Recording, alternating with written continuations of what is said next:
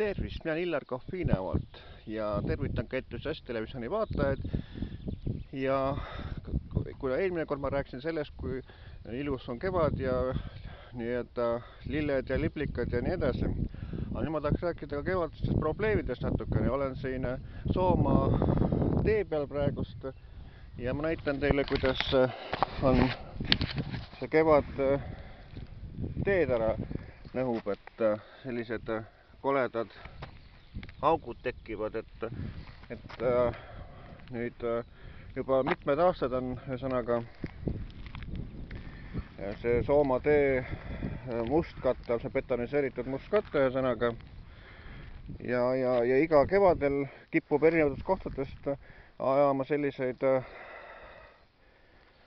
niisugune pehmed kohad, mis saavad üles ühesõnaga, et huvitav, kuidas see niimoodi saab olla, et kui on teekate korralikult tehtud, aga siis jälle sellised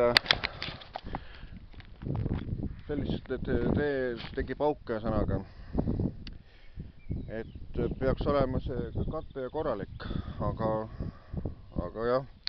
Ja teine probleem, mis on maanteedel kevadel, on see, et kui konnadel niisugused vanad tikuvad üle tee minemas, konnade laipu on niivõrd palju igal pool, et lihtsalt jube, et kas autojuhid võiksid olla natukene ettevaatlikumad või niimoodi, et nad konni siis nagu alla ei aja, et muidu on toonekured põldude peal, kes neid konni söövad ja vähendavad ühesõnaga.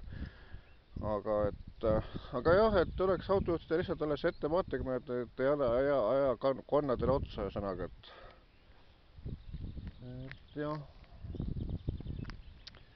Nii et sellised kevadised probleemid, et maantee probleem ja siin õnneks siin praegu konni nagu näha ei ole, aga muidu seal Tori poole minnes siis on ikka konnalaipu on palju tee peal. Nii et järgmise korrani jälle mina Illar Kohvinevalt, Entusiast televaatajad.